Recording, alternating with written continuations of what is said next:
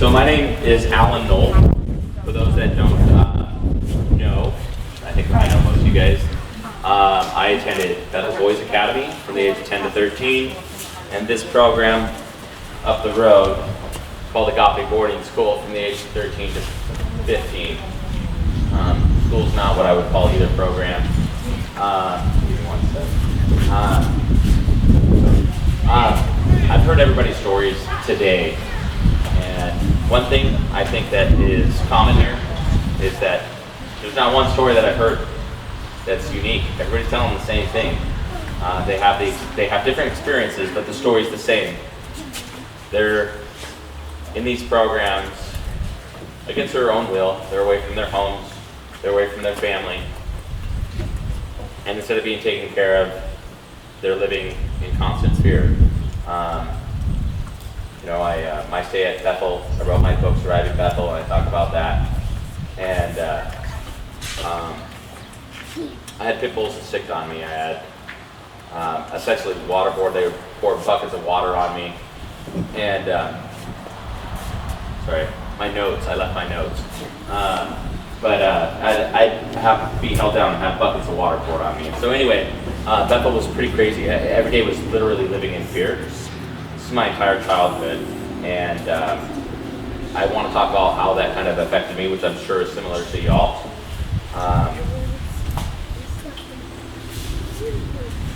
I grew up away from my family, as many of you did. My brothers were separated from me, so I didn't have that bond. I didn't know what it was like to open Christmas presents on Christmases or get to have sleepovers with friends, go to movies, be a child. I was 10 years old. Instead, even though I was at these programs, I could have just been doing like a regular program if it was done right and had proper regulations. Instead, I'm living in fear and constantly questioning. So that my childhood was completely abandoned. And I'm sure everybody can relate to that, right? I went to these programs, stayed with you throughout. So since we're here in Stockton, I want to focus a little bit about Agape. So Agape Boarding School is about 2 miles up the road. I arrived here when I was 13 years old. They were still in the rebuilding stage after the fire.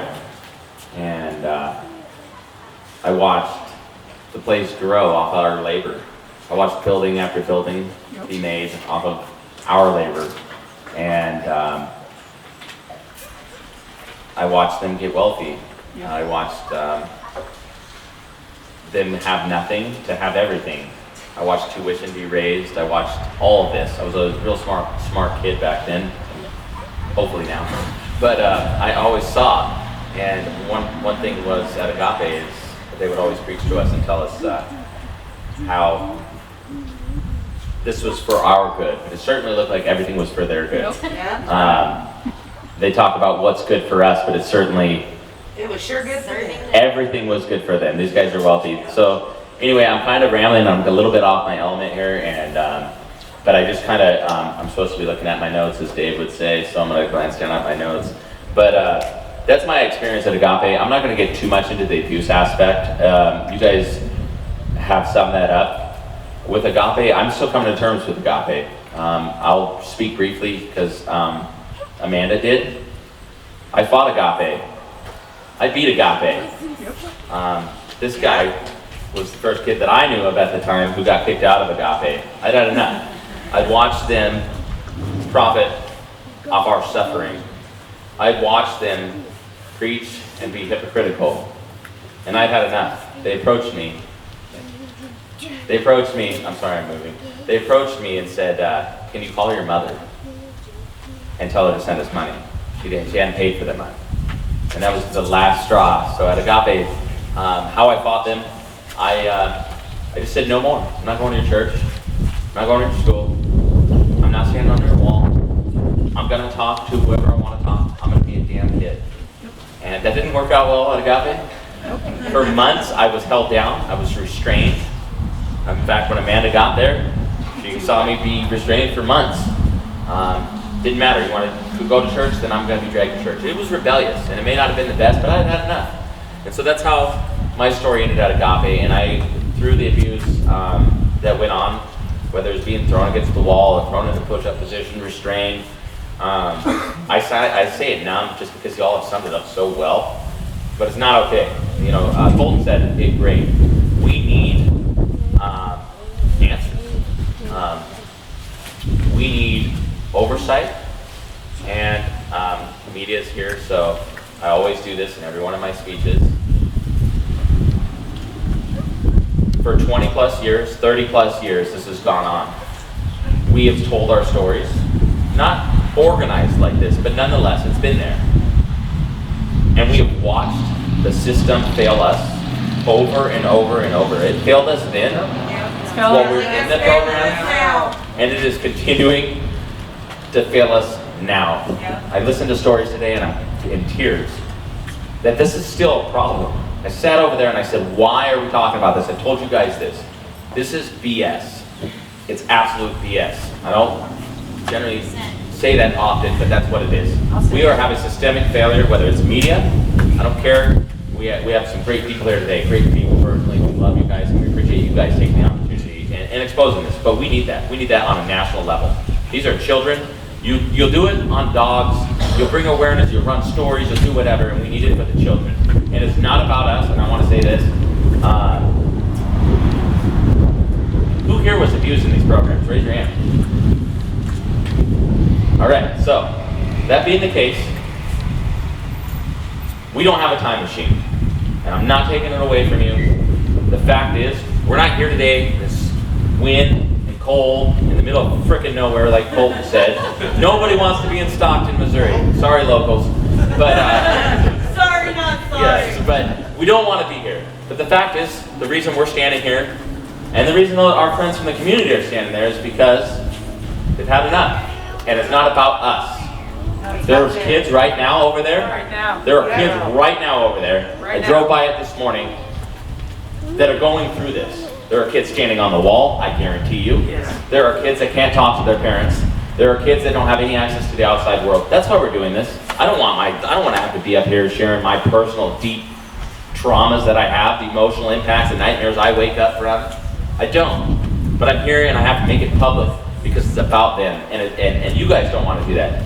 It's no longer about us. You know, I heard some stuff earlier that some of which, you know, I agree with and some I don't. But at the end of the day, everything is about the kids.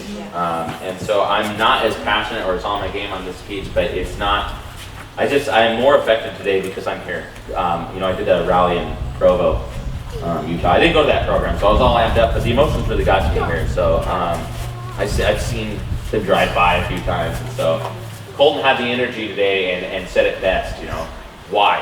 And so that's just the thing.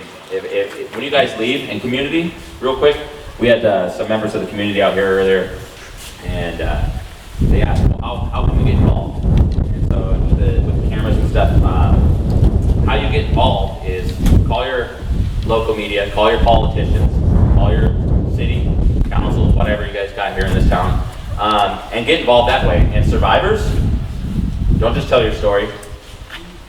Get out there. Don't take no for an answer. We're done taking no for an answer. That's right. Yeah, Right? that's right. So let's stand up, let's be a voice, and let's do something. All of us, community, those watching, let's do something. This is history, and we have an obligation to stand up. What's done to us is done. So I'm going to end this and saying that thank you all so much for coming here. Thank you all for sitting here in the freezing cold. We are not alone. We will be heard. We are tired of being ignored. We are not victims. We are survivors. Yeah. We are fighters.